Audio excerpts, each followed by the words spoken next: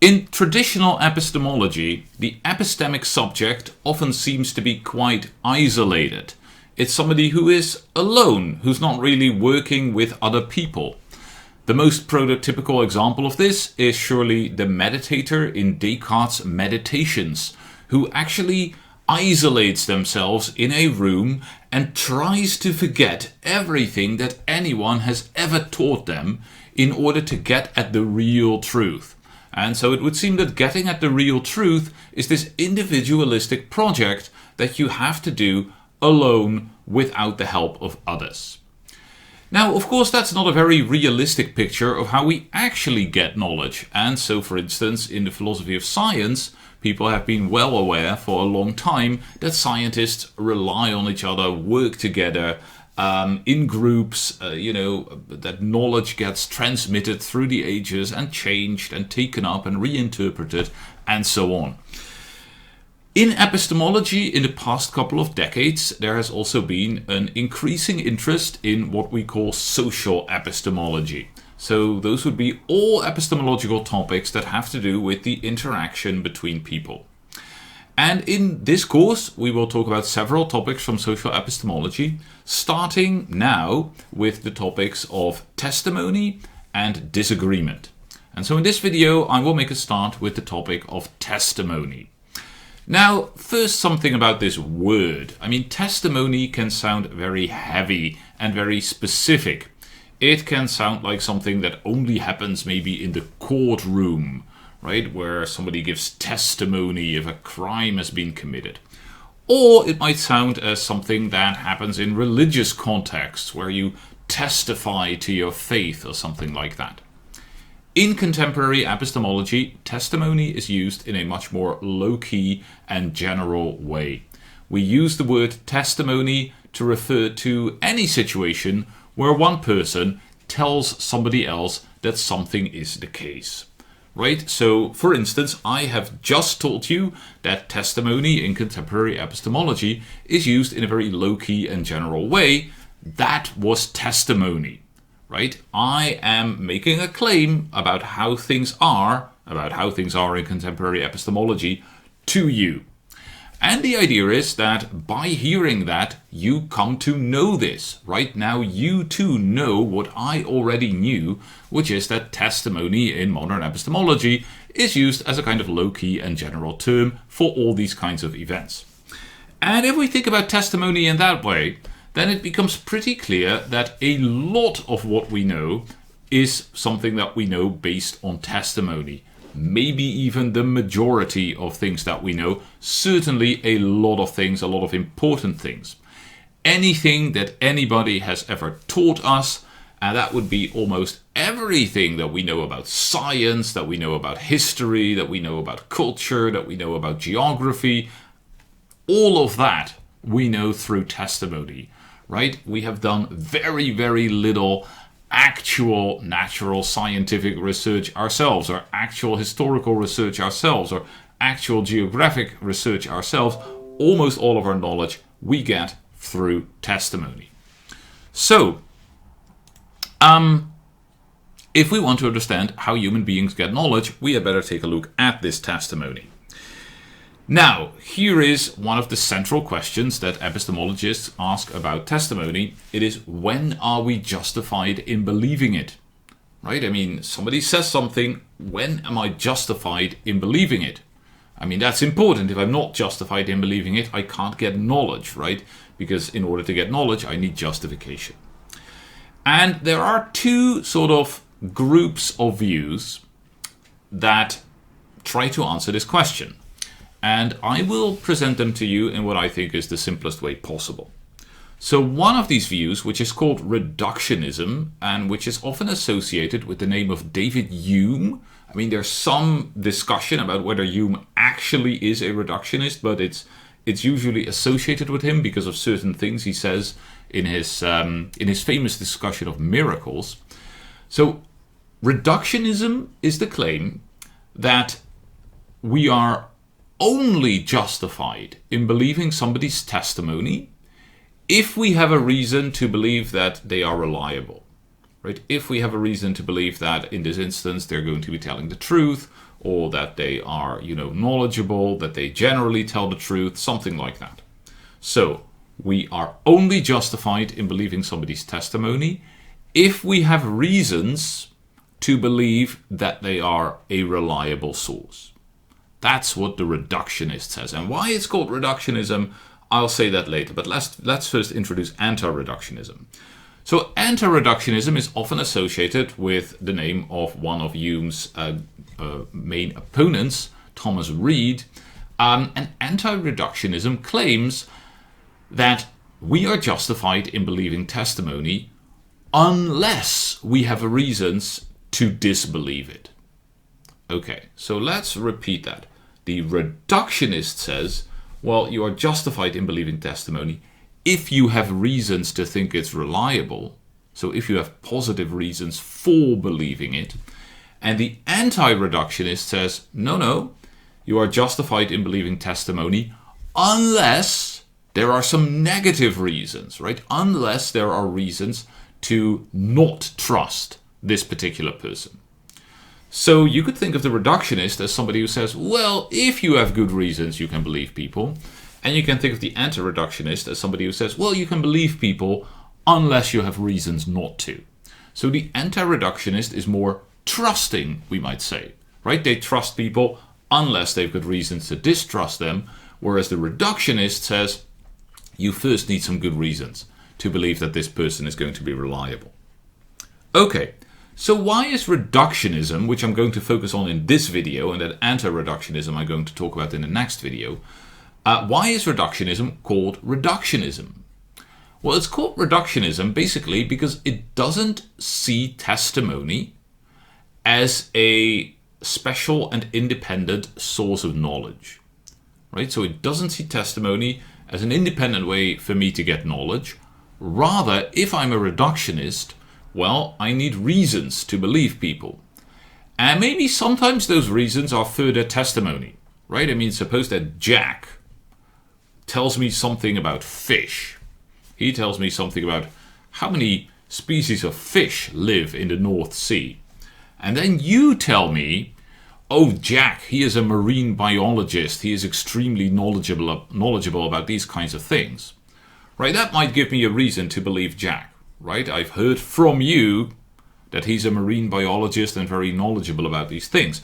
But of course, it only gives me that reason if I accept your testimony. Right? If I'm justified in believing your testimony. Okay, so am I justified in believing your testimony? Well, maybe there's another person who tells me that you are very reliable. But I mean, this got to stop somewhere, right? I mean, I can't base my justification for believing testimony on further testimony on further testimony on further testimony. At some point, right, some person is going to be the first person who makes some testimonial claim to me, and I don't have reason to believe them, at least not based on testimony. I mean, that doesn't seem to work. So, if I'm a reductionist, the way I have to think about this is that I know that people in general, or that specific people, are, reliable. They usually tell the truth, they're usually right. And I've got to know that based on some non-testimonial source of knowledge. And the most obvious one is just experience, right? Maybe I have checked people's claims sometimes. Right? They told me things, I checked, and they were right. They told me the truth. And maybe I've done a lot of such checks, right? I've checked what people told me against my own experience, and, the fit was pretty good. Sometimes people turned out to be mistaken. Sometimes people turned out to be lying. But usually people turned out to be right. They were telling the truth to me. They were reliable. And so, based on my own experience, I come to the conclusion that believing people is actually a pretty good way of getting, beliefs. And so my testimonial knowledge is grounded in experiential knowledge. Right? My justification for believing testimony is based on what I myself have seen and experienced in the world. And so testimony in that sense gets reduced to sense experience. Okay, so that's why this is called reductionism. Testimony is not itself like a special source of knowledge. it gets reduced to probably experiential, empirical knowledge. Perception. So, clearly, if we think about the first things I said in this video, which is that traditional epistemology views the epistemic subject as relatively isolated, we can see that reductionism fits that traditional picture rather well.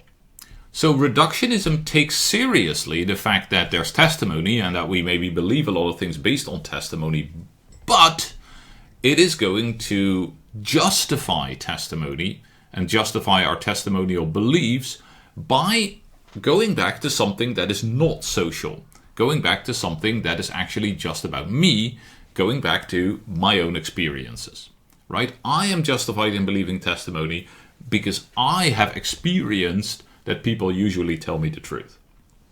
And so, this traditional picture, where I am like a single human being, is still pretty much there at the heart of reductionism.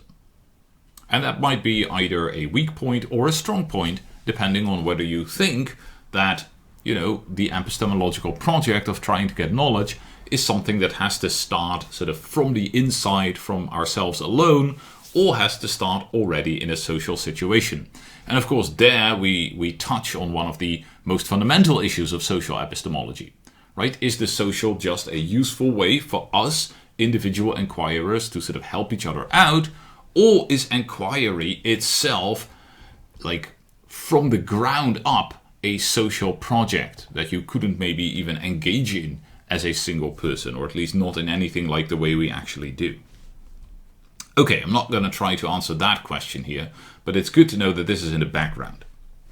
So let's think a little bit more about reductionism. I mean, how does it work? How do I actually justify my belief that somebody is telling the truth, or that somebody is a reliable source? Well, there are a couple of types of reductionism that people talk about in the literature, and they're really distinguished based on how big the claim about reliability is that we are supposed to embrace. And so on one end is something that is called global reductionism. And the idea of global reductionism is that I have a global reason to believe people, right? So I just have a reason to believe that people in general, about topics in general, are a reliable source. Okay, that's the idea of global reductionism. And then nobody talks about this, but I suppose that at the other extreme end of the scale, we could have a kind of reductionism that says, well, your beliefs are more that, like, you can be justified in believing that this one person is telling the truth about this one particular thing that he is talking about right now. Right? That would be sort of the most limited form of reductionism. Let's call it specific belief reductionism, right? Or specific testimony reductionism. I am justified in believing this specific element of testimony for reasons that don't allow me to believe any other testimony. Okay, specific testimony reductionism. Now, I'm going to tell you why that clearly doesn't work. And it clearly doesn't work, and that's, of course, why people aren't talking about it in the literature. It clearly doesn't work because, okay, what could be my reason to believe that this specific person is talking the truth about this specific claim, namely that there are 712 species of fish in the North Sea? I've just made up this number, right? Don't believe this. 712 species of fish in the North Sea.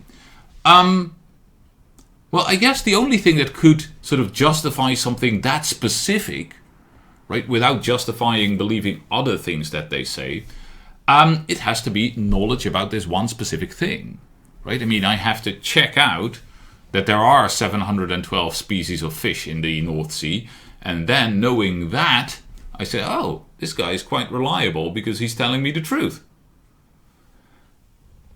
That, of course, doesn't work as a story about testimony. I mean, testimony that I am only justified in believing because I already know that it's true before the testimony is given is completely useless to me.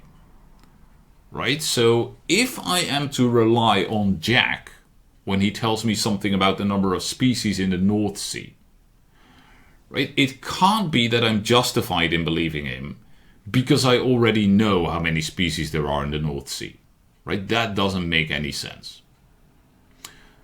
If Jack's testimony is to be useful to me, then I've got to be able to believe him.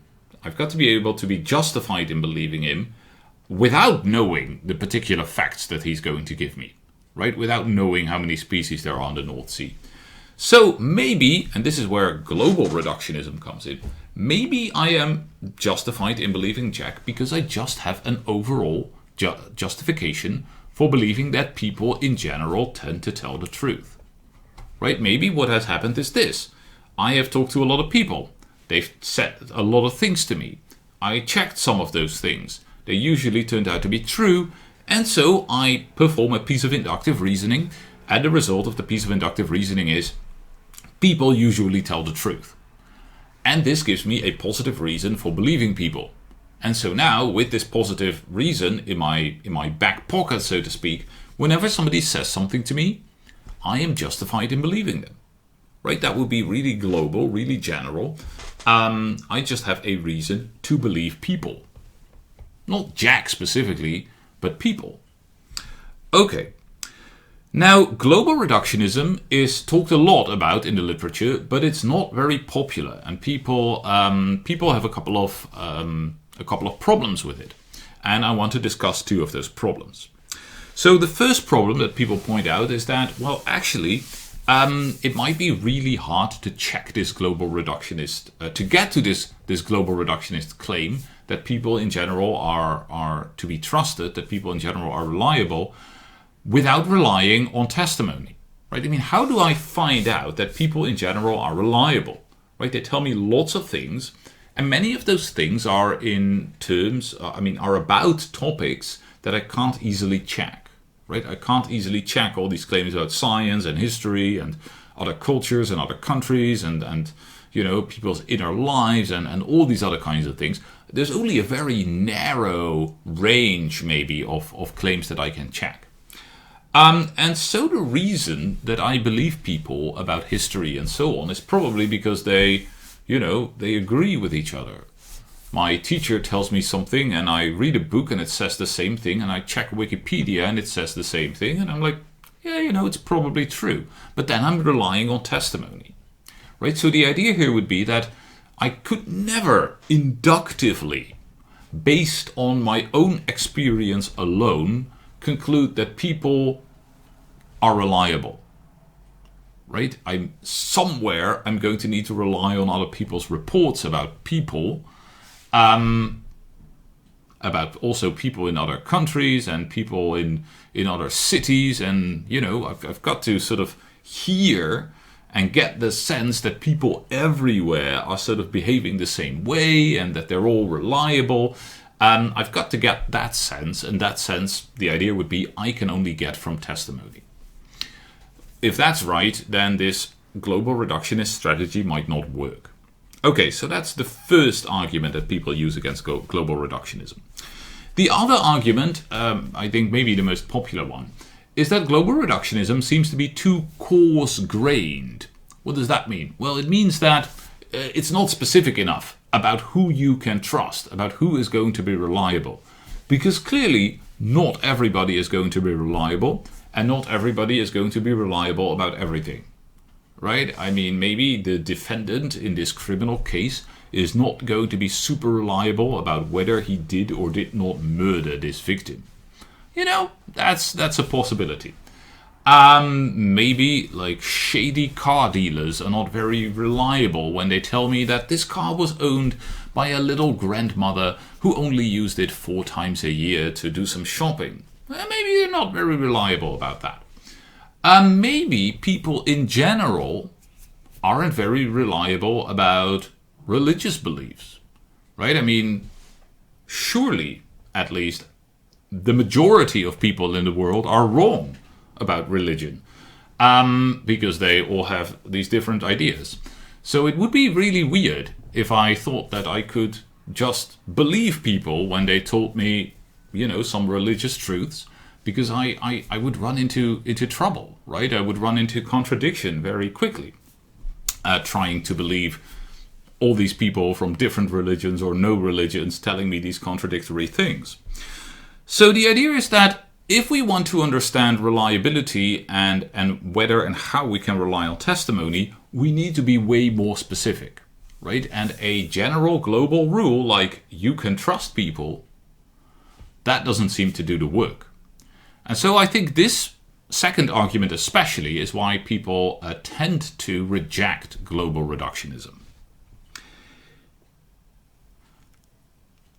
I don't think it's a very good counter-argument, to be honest. I don't think it's a very good counter-argument because, yes, of course, we need to be able to sort of make all these distinctions that I just talked about.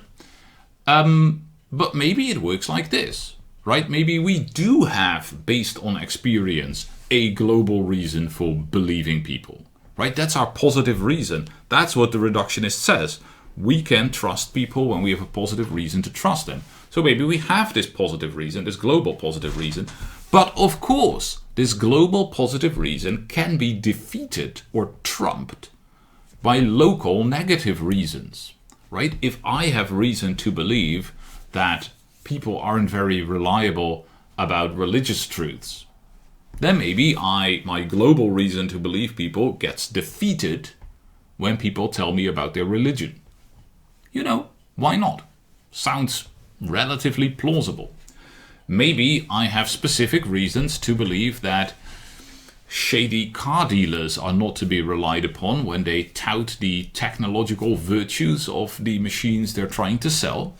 And so maybe my global reason to believe people is trumped in this particular instance. Okay, so I don't really know why.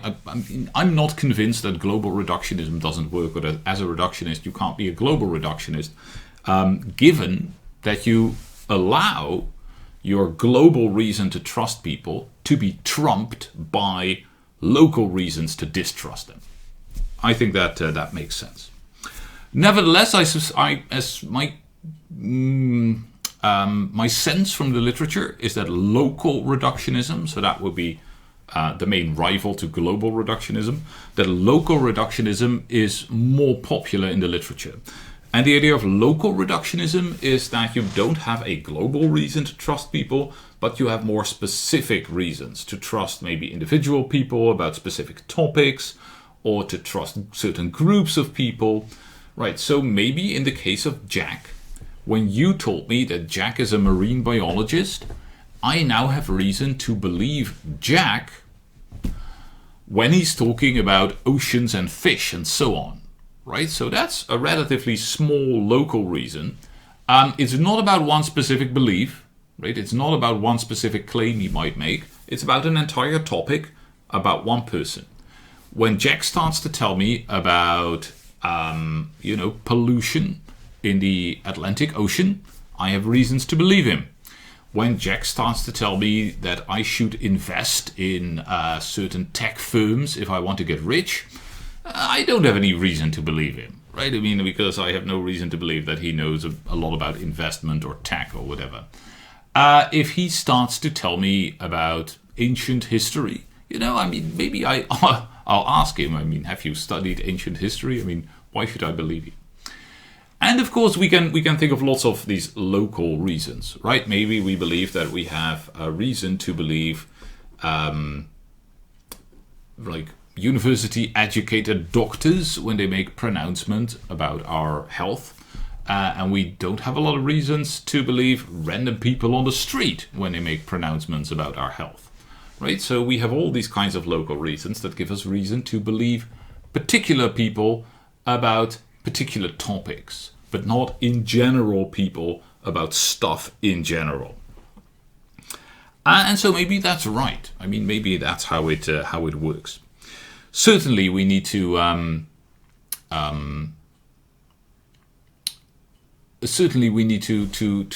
have some kind of idea about, well, how could people know about this? Where have they learned it? Are they knowledgeable? Are they more knowledgeable than I myself am? Those are pertinent questions to ask, and local reductionism seems to put those kinds of questions center stage. Still, one might wonder whether it isn't too fine-grained to be practical, right? If global reductionism was very coarse-grained, it's just a claim about people in general. Local reductionism, which is much more local, of course, it might not be very practical, right? I mean, suppose I get to a city I've never been to, and I think, how do I get to my hotel? I want to ask somebody on the street, but are they reliable? I've never been in this city. How should I know whether they are reliable when asked about, geographical locations? Do I have any knowledge like that? I mean, I seem pretty justified in just asking people, but it's unclear if a local reductionist can tell you a good story about how you know this. Or what about, experts in some field that I've never sort of really delved into? How do I know whether quantum physicists are really knowledgeable about quantum physics? How do I find out? I mean, don't I have to study quantum physics myself to find out whether quantum physicists are reliable? Yeah, who else is gonna decide on that and tell me? So it's not really clear whether local reductionism, I think, can be explained in such a way that you can see how it actually works in practice, right? It might generate a lot of problems in getting the justification that you need in order to believe the testimony that in practice we rely upon. Okay, so that's what I wanted to say about these different types of reductionism. I do want to make one final point that is for me a reason to try to look beyond reductionism. So if you think about reductionism, which claims that we should only believe people when we have reason to believe them, that is, when we have to some extent ascertained their reliability, we are really treating people as measuring instruments almost, as thermometers. I mean, why do we believe thermometers? Well, because we've found out that they're reliable, right? I mean, we've checked them, we've calibrated them, and so on. And so now I'm in a world of people, and these people say things, right? They make claims, and I'm wondering, well, what should I do with those claims, right? Should I believe them or should I ignore them? Well, let's test it, right? And so I collect these claims and I check them against reality, and I tabulate, and I find out that, in 87% of the cases, people told me the truth. Maybe I should start believing people. And so I've been treating people like this sort of unknown instrument whose reliability has to be checked. And I've checked it, and now I start relying on people. That really doesn't seem to me a plausible picture of our relationship to other people. Right? I don't think that, it's certainly not how it works for children. We'll talk about that in the next video. Children don't go around like, well, I have no idea whether to trust the adults in my life. Got to do my own research in order to check the reliability. So that doesn't seem to happen. And I don't think that at any point in our lives we change into people who have that relationship with others, right? To treat them as a sort of instrument whose reliability has to be checked. And so it seems to me that, at least at first sight, anti-reductionism would be much more plausible. And we'll talk about anti-reductionism in the next video.